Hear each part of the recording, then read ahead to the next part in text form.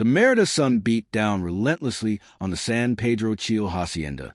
That May afternoon, guests were arriving dressed in their finest, enthusiastically greeting family members they hadn't seen in months or even years. The scent of gardenias mixed with the sound of violins in the air, creating that celebratory atmosphere that only a Mexican wedding can achieve. But what nobody knew, not a single guest walking through those gardens, was that this wedding was about to become the most talked-about scandal in Yucatan's high society. Because what happened in front of everyone, what my husband did to me at the altar, and especially what I did in response, well, that changed everything. Hey everyone, before I dive into the story, if you're new here, please hit that subscribe button and turn on notifications because I share real stories about real people facing impossible situations. And trust me, you're going to want to stick around for this one because what starts as a dream wedding turns into something nobody could have predicted. This is a story of how one moment of violence gave me the clarity I've been refusing to see for years. Josefina Herrera looked at herself one last time in the mirror of the room they'd assigned her at the hacienda. At 32 years old, her face reflected a serene beauty, framed by her black hair pulled back into an elegant low bun, adorned with small white flowers. Her dress, immaculate white with traditional Yucatecan embroidery in golden tones, had been made by the same dressmaker who had dressed her mother on her wedding day. Everything looked perfect. Everything looked exactly as it should be. But inside, Josefina felt a knot she couldn't quite name. "Are you ready, daughter?" asked Dona Mercedes, her mother, peeking through the door. The 60-year-old woman, dressed in a turquoise silk suit, looked at her daughter with a mixture of pride and concern that only a mother can feel when she sees something isn't quite right. "Yes, Mom," Josefina responded, though her voice betrayed a certain insecurity that made Mercedes' heart clench. Her mother stepped closer and took her daughter's hands, holding them firmly but gently. "You know you're still in time. Josefina, you don't have to do this if you're not sure." Josefina shook her head, trying to show a firmness she didn't entirely feel. "Luis is a good man, Mom. He loves me and respects me. And I love him too." Dona Mercedes sighed deeply. She knew her daughter too well not to notice that something was missing from that statement. It wasn't the overflowing enthusiasm of a woman in love about to marry the love of her life. It was more like the practical resignation of someone who had made a sensible decision, a safe decision, a decision that looked good on paper but felt hollow in the heart.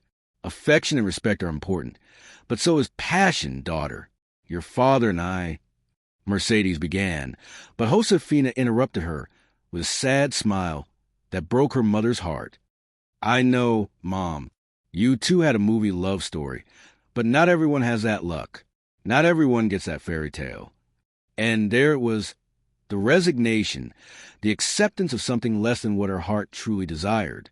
Mercedes wanted to say more, wanted to shake her daughter and tell her that settling was the beginning of a lifetime of regret.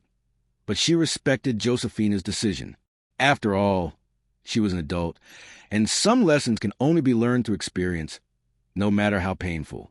Meanwhile, Luis Montero waited at the improvised altar in the hacienda gardens. At 38, he was an attractive and successful man.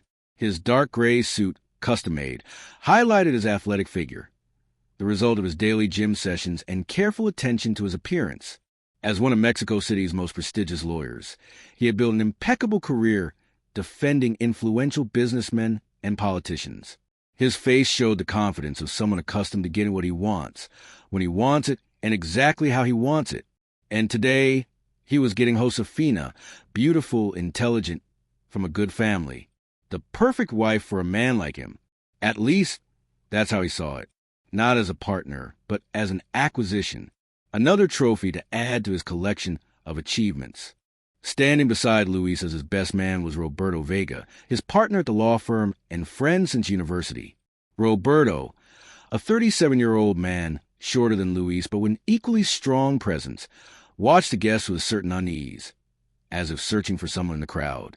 His eyes kept darting to the entrance, and his hands fidgeted with his cufflinks nervously.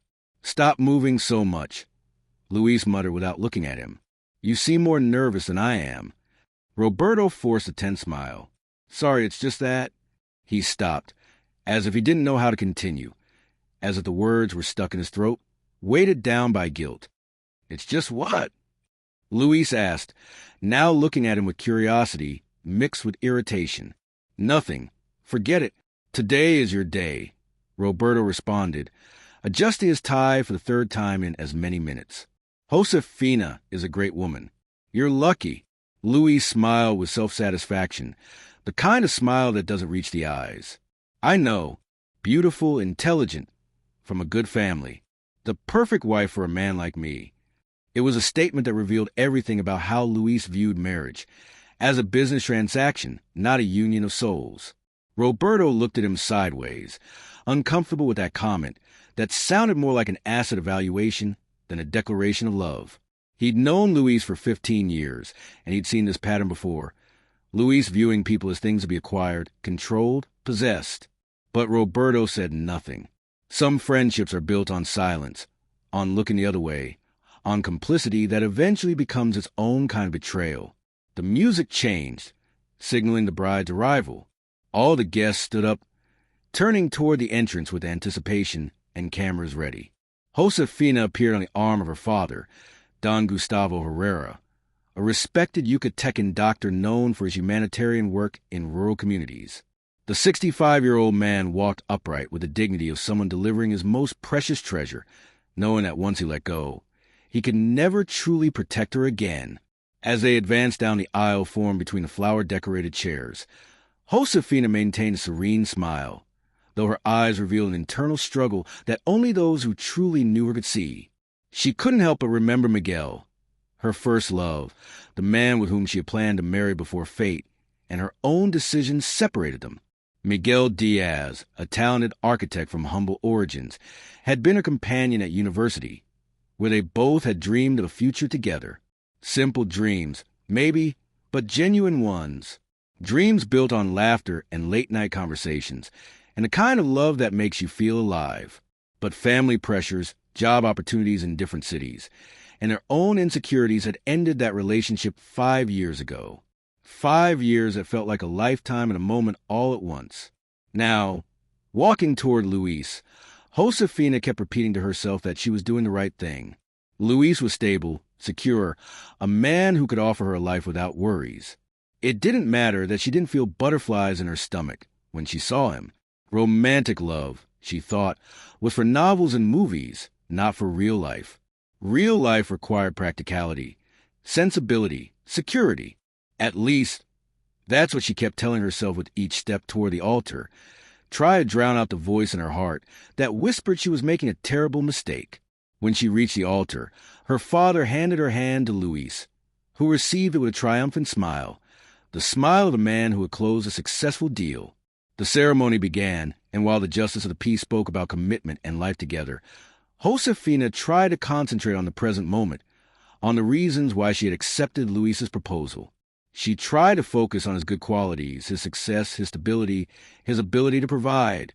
But a part of her kept remembering the laughter shared with Miguel, the simple but hope-filled plans, the looks that didn't need words, the feeling of being truly seen and understood. The moment for the vows arrived, and Luis spoke first with the eloquence typical of a lawyer accustomed to convincing juries. His words were perfect, measured, almost poetic. He promised respect, fidelity, supporting good times and bad. The guests nodded, moved by the apparent sincerity of his words. It was a performance really polished and practiced, like a closing argument in a courtroom. Every word calculated for maximum effect. When it was Josefina's turn, a knot formed in her throat. The words she had prepared now seemed empty, mechanical, like lines from a script she hadn't written herself. She took a breath and began to speak, mentioning the day she met Luis at that business dinner, how his chivalry had impressed her, how their relationship had grown based on mutual respect and shared goals. Practical things, safe things, nothing about passion or connection, or the kind of love that makes your soul sing. As she spoke, her eyes scanned the guests, and then they stopped, paralyzed, on a figure who had just arrived and stood in the back of the ceremony. Miguel Diaz, thinner than she remembered, but with the same intense gaze she had loved, watched her with a mixture of sadness and resignation. And in that moment, Josefina's carefully constructed world began to crack. She lost the thread of her words. An uncomfortable silence settled over the gathering. You could hear the rustle of fabric as people shifted in their seats, the distant call of a bird, the beating of Josefina's own heart thundering in her ears. Luis looked at her, puzzled, and followed the direction of her gaze. His expression changed instantly, hardening like stone. He knew Miguel from the stories Josefina had told him, stories she'd shared early in their relationship when she still believed in honesty, before she learned that Luis's jealousy made transparency dangerous. He knew Miguel had been important to her, though Luis had always minimized that relationship, dismissing it as a college fling. Nothing serious, nothing that could compete with what he offered. "Continue, please," Luis murmured with a tense smile, squeezing Josefina's hand slightly, hard enough to hurt, light enough that nobody else would notice. It was a warning, a reminder of who was in control. Josefina blinked, returning to the present, and finished her vows with a trembling voice that betrayed every emotion she was trying to hide. The ceremony continued, but something had fundamentally changed. The tension was palpable between the couple, thick enough to cut with a knife. When the moment came to sign the marriage certificate, Josefina's hands trembled so much she could barely hold the pen. She looked down at the document, at the line where she was supposed to sign her name, and for a split second she considered dropping the pen and walking away. But the weight of expectation, the hundreds of eyes watching, the money spent, the plans made, all of it pressed down on her like a physical force.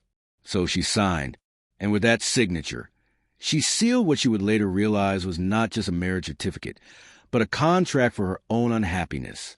The reception took place in the hacienda's main hall, a spacious area with high ceilings and limestone walls typical of the region.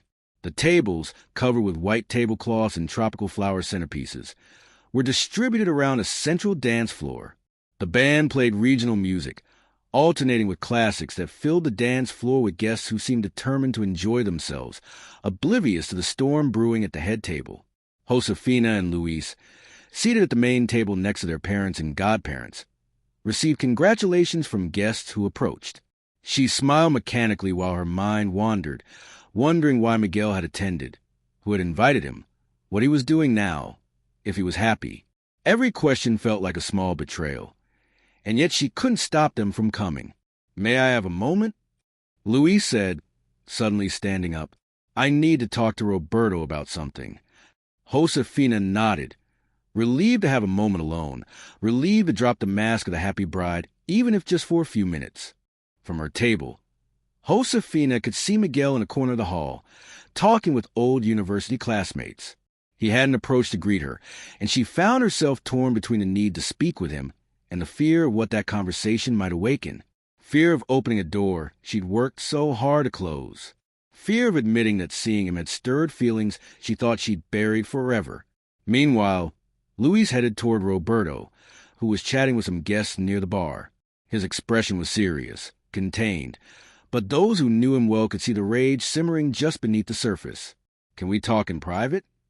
Luis asked with a false smile, designed not to alert others. Roberto nodded, and both moved away to a side terrace where no one could hear them, where Luis could drop the pretense of civility. "Care to tell me what the hell Miguel Diaz is doing at my wedding?" Luis spat out as soon as they were alone. His voice was low but venomous, each word dripping with accusation. Roberto paled slightly, like a man who'd been caught in a lie he'd hoped would never be discovered.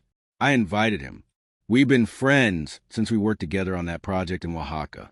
I didn't think it would be a problem." "You didn't think?" Luis let out a dry laugh that held no humor whatsoever. "You know perfectly well what there was between him and Josefina. I saw how she looked at him during the ceremony. She nearly ruined her vows." The memory of it made Luis's hands clench into fists at his sides. The humiliation of watching his bride stare at another man, the whispers he'd heard from nearby guests, the knowing looks exchanged. It was unbearable. "Luis, that was years ago." Roberto responded, trying to calm his friend, trying to defuse the situation before it exploded. "Josefina chose you. You're married now. You shouldn't feel threatened by a college ex-boyfriend." But even as he said it, Roberto knew his words were hollow. He'd seen the look in Josefina's eyes when she spotted Miguel. That wasn't the look of someone who'd moved on. That was the look of someone seeing what they'd lost and finally understanding its value. Luis narrowed his eyes, studying Roberto with the same intensity he used when cross-examining hostile witnesses in court. There's something else, isn't there? Something you're not telling me. Roberto looked away, uncomfortable, guilt written across his features like a confession. I don't know what you're talking about. I've known you for 15 years. Roberto, I know when you're hiding something from me. Luis stepped closer, his voice dropping to a threatening whisper that somehow felt more dangerous than shouting. Speak. Now! Roberto sighed deeply, running a hand through his hair in a gesture of defeat. Look, this isn't the time or place for this. It's your wedding. You should be celebrating with Josefina, not obsessing over Miguel. Tell me, Luis insisted, his voice now a barely contained growl. The lawyer in him knew how to extract information, how to apply pressure until people broke. Roberto hesitated, clearly weighing his options, then seemed to make a decision. It's just a rumor, okay? Miguel mentioned something when we had drinks a couple of months ago.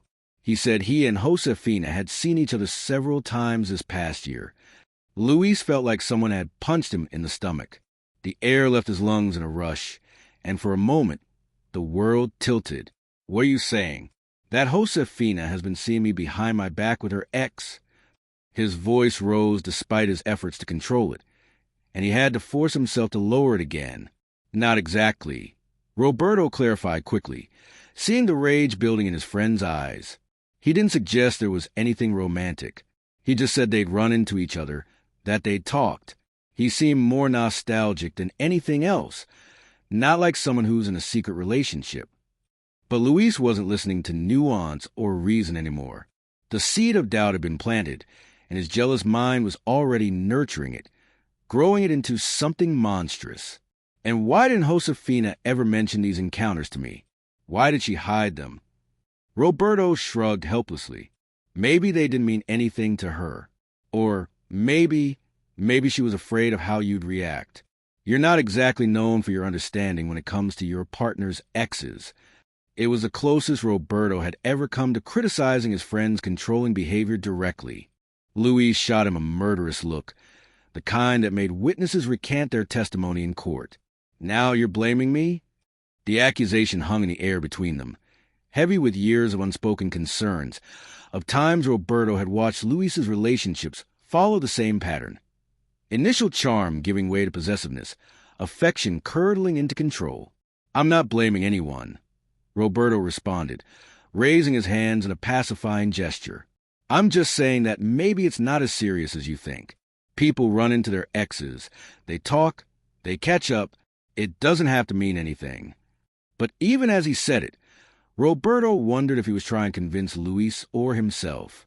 He'd seen the way Miguel talked about those encounters, not casual or indifferent, but weighted with meaning and what-ifs. Luis didn't seem convinced. His jaw clenched, and a vein throbbed at his temple. I'm going to find out what's going on, he muttered, turning to head back to the reception hall.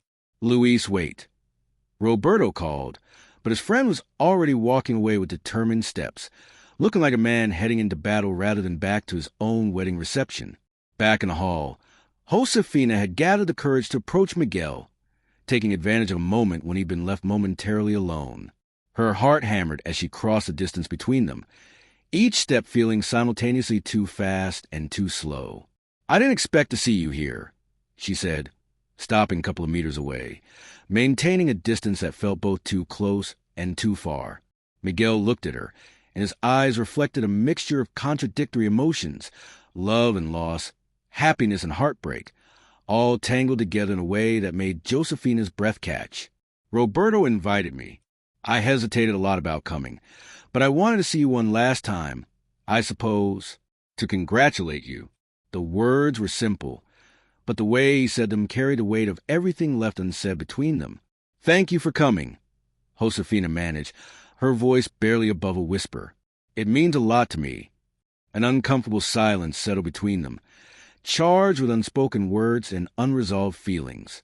The air felt thick, heavy with all the conversations they'd never had, all the apologies never made, all the love never fully expressed. "You look beautiful," Miguel finally said, and the sincerity in his voice made Josefina's eyes well up with unexpected tears. Luis is a fortunate man. The formality of the words couldn't disguise the pain beneath them. Josefina tried to smile, but her eyes filled with tears that threatened to spill over and ruin her carefully applied makeup. "Miguel, But he interrupted her gently, holding up a hand. "Don't say anything you might regret. It's your day. You should be happy." She nodded, wiping discreetly at a tear that escaped despite her best efforts. "Are you happy, Miguel? How have things been for you?" It was a loaded question, and they both knew it. What she really wanted to ask was, "Do you think about me? Do you regret how things ended? Do you still love me the way I'm realizing I still love you?" "I'm doing well," he responded with a sad smile that didn't reach his eyes. "The Chile project finally took off. I'm moving there next month, for at least 3 years." The words hit Josefina like a physical blow. "Chile?" The single word came out strangled, barely audible over the music and conversation around them. "That's wonderful. A great opportunity." The lie tasted bitter on her tongue. "It is," Miguel confirmed, his own voice tight with emotion. "A fresh start, I suppose. Like yours today." A fresh start.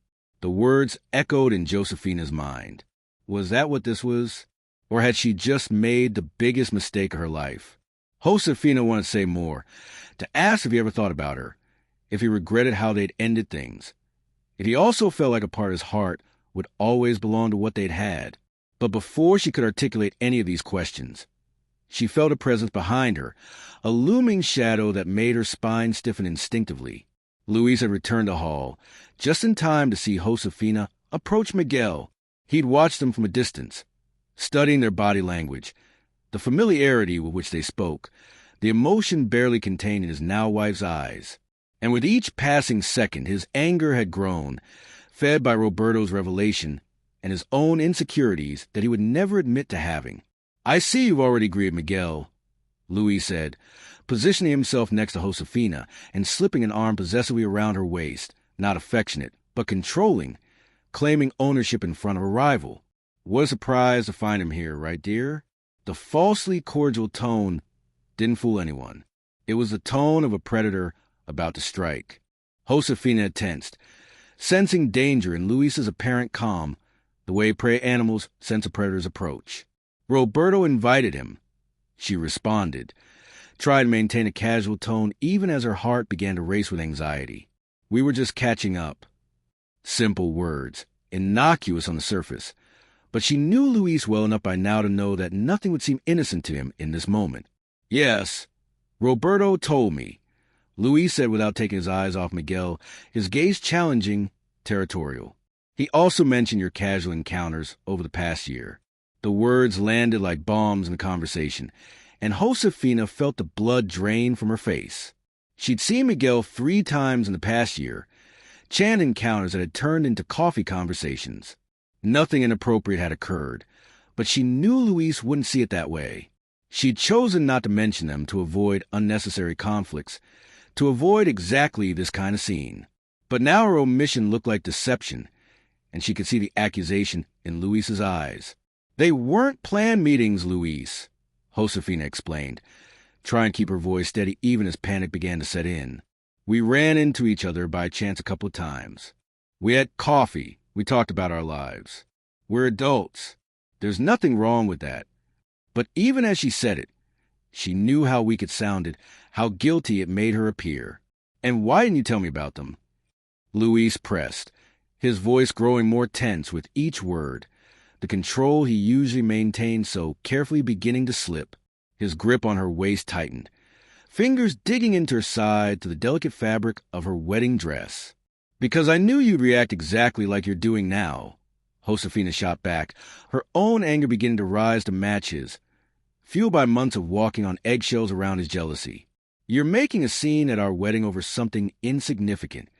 Miguel, uncomfortable and increasingly concerned by Luis's aggressive demeanor, attempted to excuse himself. "I think I should go." His protective instincts were warring with his knowledge that interfering would only make things worse for Josefina.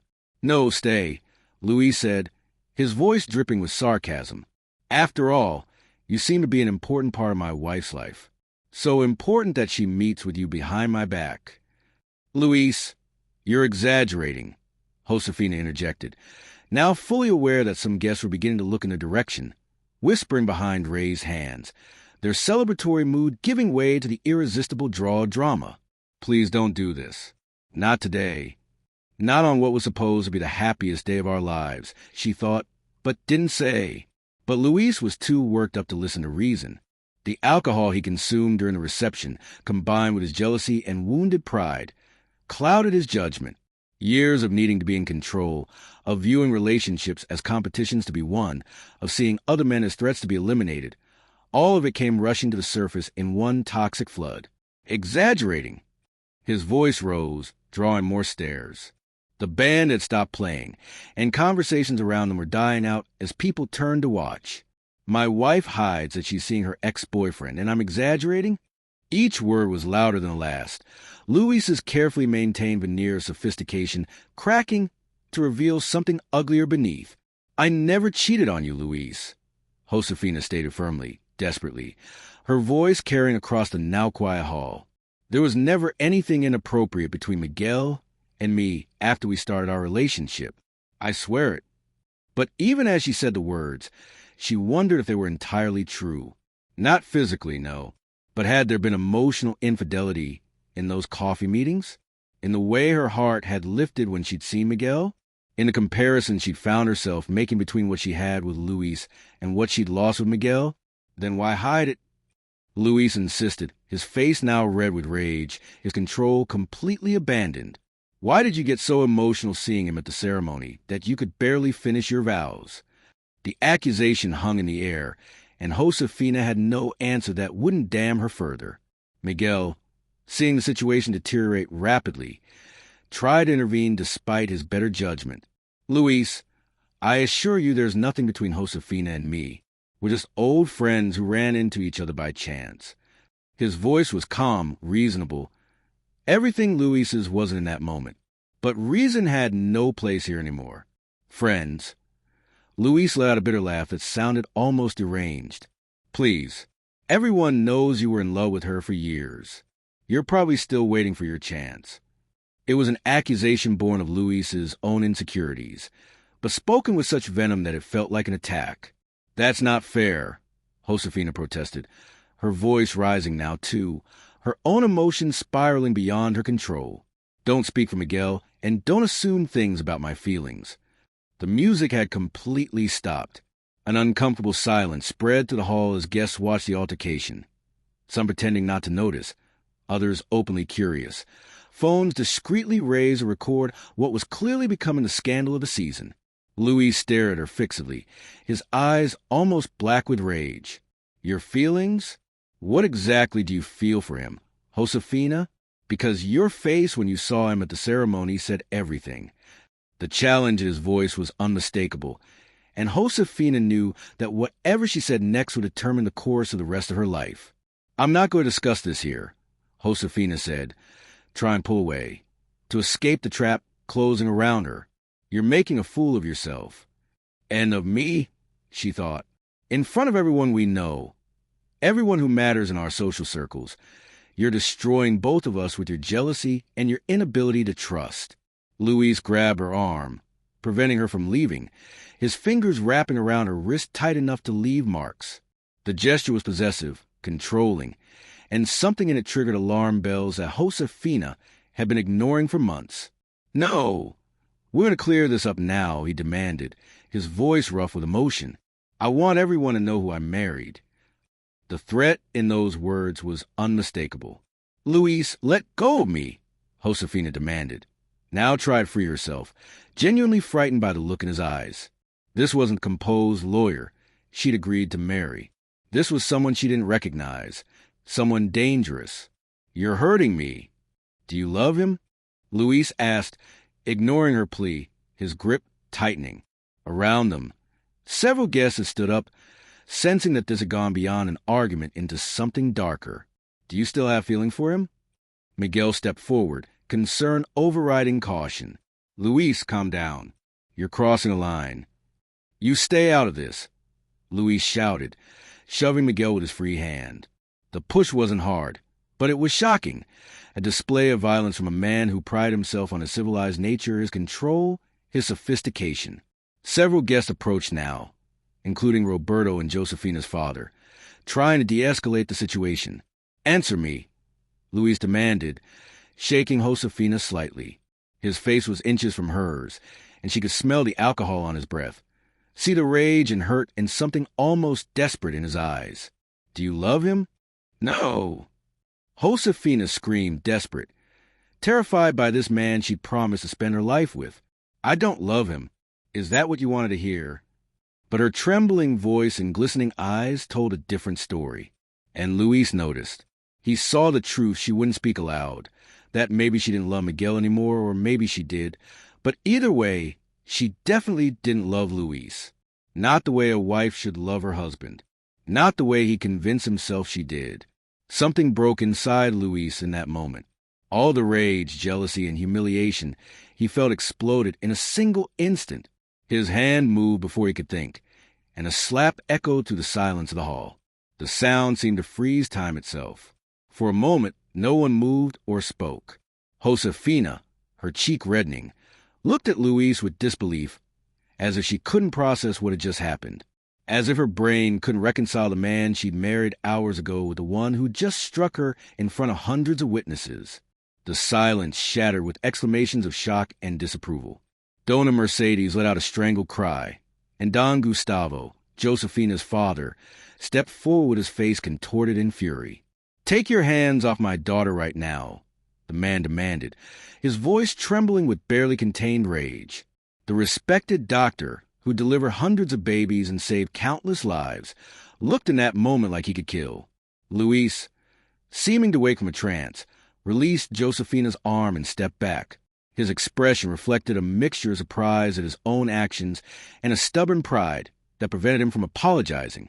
Around them, the room erupted in whispers and gasps, the scandal of the century unfolding before everyone's eyes. Josefina, sweetheart, Dona Mercedes murmured, rushing to embrace her daughter. But Josefina didn't respond. Her gaze was fixed on Luis, and in her eyes there was something new, a sudden clarity, as if a veil had been lifted. All the doubts, justifications, and excuses she'd given herself throughout her relationship with Luis vanished in that instant. She saw, perhaps for the first time with complete honesty, what her life would be if she stayed. And what she saw terrified her. Never, Josefina finally said, her voice low but firm, cutting to the chaos around them like a knife. You will never put your hands on me again. It was a declaration, a line drawn, a promise to herself more than to anyone else. Luis, recovering some of composure, tried to minimize what happened, already spinning the narrative in his lawyer's mind. Josefina, I'm sorry. I got carried away in the moment. You know I'm not like that. You're not like that? Josefina repeated with a bitter laugh that held no humor, only recognition. You're not the type of man who controls every aspect of my life, who criticizes my clothes, my friendships, my decisions, who makes me feel small every time I have an opinion different from yours, who's been slowly distancing me from everything I love. Each accusation was true, and Luis knew it. They all knew it. The only person who'd been blind to it was Josefina herself, until now. Luis paled at these words, not because they were false, but because he never expected Josefina to say them publicly, in front of all their friends and family, his carefully constructed image crumbling before his eyes. You're exaggerating, he said, desperately trying to regain control of the situation, of her, of the narrative. You're upset about Miguel, but we can talk about this in private.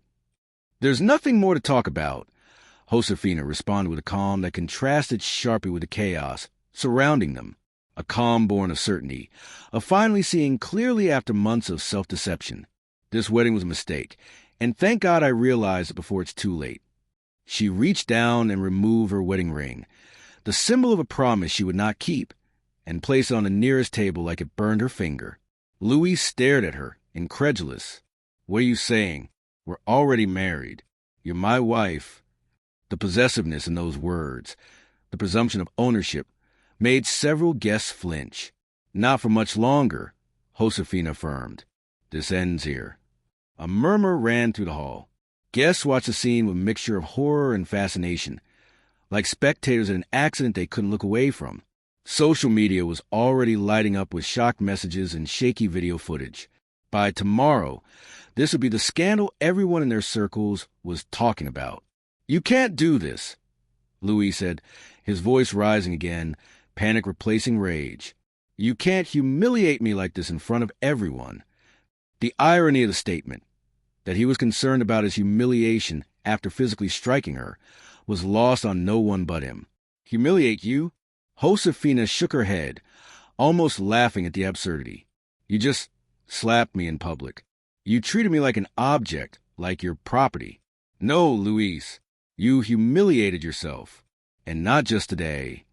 Don Gustavo stepped between them, his protective father instincts overriding years of social propriety. I think you should leave, Luis. You've done enough damage. His voice was steady, but his hands shook with the effort of not physically removing Luis himself. This is ridiculous, Luis exclaimed, looking around as if seeking support, allies in this battle he was losing. A small argument, and everyone acts like I'm a monster. A small argument doesn't include physical violence, Roberto intervened, approaching his friend with a grave expression. For once, he wasn't going to cover for Luis, wasn't going to minimize or excuse. Some lines, once crossed, change everything. Come on, Luis, I'll take you home. But Luis wasn't ready to surrender his control, his victory, his wife. I don't need anyone to take me anywhere, he said, shoving Roberto away. This is my wedding. She's my wife. Not anymore, Josefina declared with finality. It's over, Luis. The 3 words hung in the air, irrevocable. Miguel, who had remained silent throughout this exchange, stepped toward Don Gustavo. Sir Herrera, I think we should call security. The suggestion of outside intervention, of Luis being physically removed from his own wedding, seemed to finally break through his denial. Seeing Miguel speaking with Josefina's father, Luis lost what little control remained. This is all your fault. He lunged toward Miguel, but several men, including Roberto and some of Josefina's cousins, intercepted him before he could reach his target. Get him out of here, Don Gustavo ordered, and the hacienda security guards approached quickly. As Luis was escorted from the hall, shouting threats and insults, his carefully constructed persona completely shattered, Josefina stood firm, surrounded by her family and close friends. Her mother embraced her, crying, while her father gave instructions to attend to guests and explained that the celebration had ended. I'm so sorry, Josefina said, addressing those present, her voice breaking. I'm sorry you had to witness this. You have nothing to apologize for, daughter, Don Gustavo assured her. You did the right thing. And standing there in her wrinkled wedding dress with a wine stain on her hem and a red mark on her cheek, Josefina felt something she hadn't felt in months, free. 3 months had passed since that day at the San Pedro Ocho Hacienda. Josefina sat at a small cafe in Merida's San Algo neighborhood, watching people pass under their multicolored umbrellas. In front of her, a cup of coffee with cinnamon and an open notebook. The annulment was proceeding. Luis had finally stopped trying to delay it, and Josefina had started writing the book she'd always dreamed of, stories of extraordinary Yucatecan women who'd refused to accept the limitations placed on them. Can I sit down? Asked a familiar voice. Miguel stood there with rain-dampened hair and a shy smile. Of course, Josefina responded, gesturing to the empty chair. Over the past months, they'd maintained contact, first sporadically, then more frequently. Miguel had postponed his chilly move, and Josefina had learned to trust her own feelings again. I have news, Miguel said. They offered me the chance to direct the project from here. And I was thinking maybe we could collaborate. Your research could form the basis for cultural spaces for women. Josefina looked at him, feeling that familiar flutter in her stomach, but this time she didn't reject it. She was learning to trust her heart again. You know what I think sometimes, she said. That slap was the best thing that could have happened to me. It was a wake-up call. You were very brave that day, Miguel said softly. And now, he asked gently, what do you expect from yourself now? Josefina smiled genuinely. To be true to what I feel. Not be afraid to pursue what I really want. She paused, gathering courage. And part of that plan is not ignoring what I feel for you. Miguel's hand reached across the table, palm up, a silent invitation. After a moment, Josefina placed hers on his. We have time, he said. All the time you need. And in that moment, with the sun breaking through after the storm, Josefina understood what her mother had tried to teach her. Sometimes the end of one path is just the beginning of a better one. Guys, if you made it this far, thank you so much for watching. Please subscribe to the channel if you haven't already. It really helps me continue bringing you these incredible real-life stories. And I want to know what you think. Was Josefina right to end the marriage immediately? Have you ever ignored red flags in a relationship? Drop your thoughts in the comments below, because I read every single one. Remember, sometimes the worst moment becomes a catalyst for your best decision. Until next time,